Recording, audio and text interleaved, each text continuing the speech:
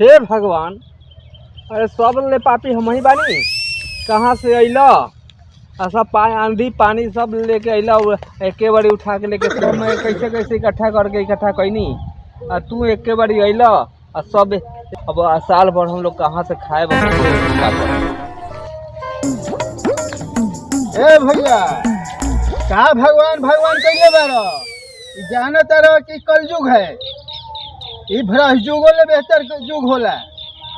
जे करे लेबा से हमनिए के करे लेबा पूरा। भगवान कुछ ना करिए ना घड़ी के युग में। अच्छा तब कौन अब मुँह लेके जाए घरे? अब भगवान हम जाते नहीं, वही सोते भगवान जब सोचेला होते सोचिए ना, अहन हमरा से दर्शन दिहन। एगो काम करो, यहाँ जंगल में जे सुतबा, चलो घर ही आराम कर जाई। ने हम वही सुता भगवान के तपस्या कर देखब कि होयन भगवान तो खुद अइहन ना करे लेबा से हमनिए के करे के बा। कलयुग है। एगो काम करो, यहाँ जंगल में जे सुतबा, चलो घर ही आराम कर जाई। ने हम वही सुता भगवान के तपस्या कर देखब कि होयन भगवान तो खुद अइहन ना करे लेबा से हमनिए के करे के बा। कलयुग है। भगवान जब होइए तो दर्शन देवे लेबा उनकर अइहन हमरा पास। कलयुग में भगवान ना आवला।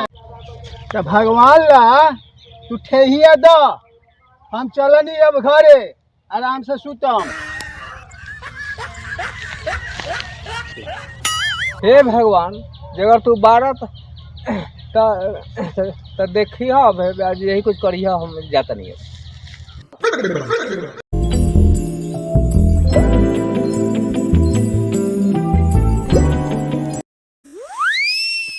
ओह का करी, एगो भगत जे बा से बड़ा दुखी बा।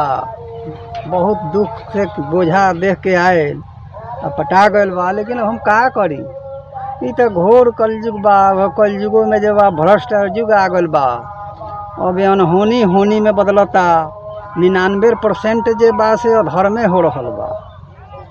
अब एगो भगत का करी, वो तो परेशान होई के बा। अब जौ के साथ घुनो पिसाई, जहाँ सब पिसाई दुष्ट सब, तहाँ साथे साथ वो पिसाई। अब हम का कही, हमहू तो दुखी है एकरा दुख से। अब जौन हमर सच्चा भगत बा ओकरा भी तो हमरा जाही के पड़ी, ऐसे जे वो बहुत दुखी बा। नारायण नारायण नारायण नारायण नारायण। उठो भगत राज, उठो, का दिक्कत बा? आ गइल? हाँ आ गई। हमरा तो मिजाज इतना ने खिसिया रख हैं कि तोरा के 5 लाठी मरती ना आईता तो ना यहाँ होता तो मंदिर में जाके मरती 5 लाठी। काहे भगत राज, का समस्या बा? कुछ समस्या तो बताओ। समस्या पूछता रह हैं? इना लोग लवा तोरा के आंधी पानी लेके आ गइल, सब हमरे भेजा देला पूरा खत्म। अब हम का खाए बाबू? का कहीं भगत, कलयुग के राज बा, आ गगरी अनाज बा। सब काम उल्टा होता। मोबाइल से फोन कर देता। अच्छा भगवानों लोग मोबाइल रखता का हो? का करबो भगत, सारा दुनिया तो मोबाइले से पर जी रहल बा।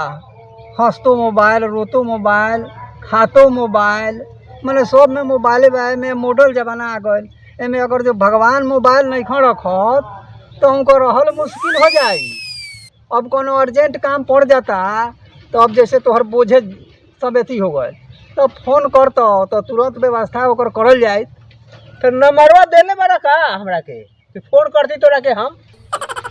नंबर तो नहीं देले। अरे कौनो नंबर धरा देता, 2 गो गाय पके 2 4 6 2 4 6 तोर पहुंच जाए, एकदम पहुंच बात हो जाए, एकदम देवलोक में पहुंच जाए। अब हम सब तब भीज गए हमार गहूँ, तब हम का खाए? चिंता मत करो भगत, अब का करबो? अब तो कलयुग के आगे हमनियों कुछ बस नहीं चले। अब घाम उगा देले हैं, अब पूरा घाम उगा दे, पसार दी हो आ ओकरा बाद नयका थ्रेसर भेज देते हैं। दमाली है एकदम बुकनी भूसा कर दी, सालों भर अनाज हुई खैया। हे भगवान रउआ कलयुगो में बानी, हमरा तो विश्वास ही न रहा कि कल युग में रहुआ बानी। बाकी राज हम तो रहुए के देख के धन हो गई, खूब पसंद हो गई। रहुआ अभी भी हमरा सामने सा छात्र बानी। हाँ भगत, हम तो हर युग में हैं, लेकिन ई कलयुग ऐसन बा जे में हमनी का प्रकट में जल्दी नहीं आई। ज़्यादा भगत जब दुखी हो जाला तबे आवे के पड़ला। तो ऐसे अच्छा बाजे अब नंबर हमर ले ला, मोबाइल नंबर। अच्छा। आ मोबाइल को ज़्यादा परिस्थिति आई तो फोने कर दी हो। हाँ। कैसे कलयुग से हमनियों के डेराइले रहिला लगभग। समस्या पूछता रहा, ऐसा ने घाम कैला कि हम सब्जी सुखता, लौका भिंडी सब हरियर सब्जी बोले रहनी है सुखता।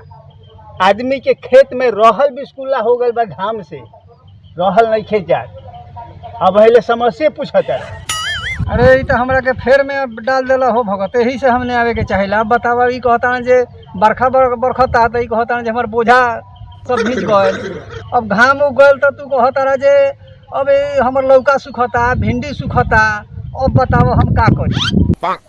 हरिओम नारायण, हरिओम हरिओम। छी छी छी छी छी छी, ई का कहला भगत, यही से हमने आवे के चाही कल युग में। यहाँ उल्टा पलटी बात कही लोग करला। उतारने रे, जल्दी उतार, भगवान के पियावे के बाद साथ के प्रतीक्षा करियो। दूर हो, दूर हो, दूर हो। ए महाराज वो की नहीं, दूर हो जो, हमरा सामने से दूर हो जो। 2 मिनट रुकी महाराज। दूर हो जो। अरे उतारने रे जल्दी, भगवान के पियावे के बाद। साथ के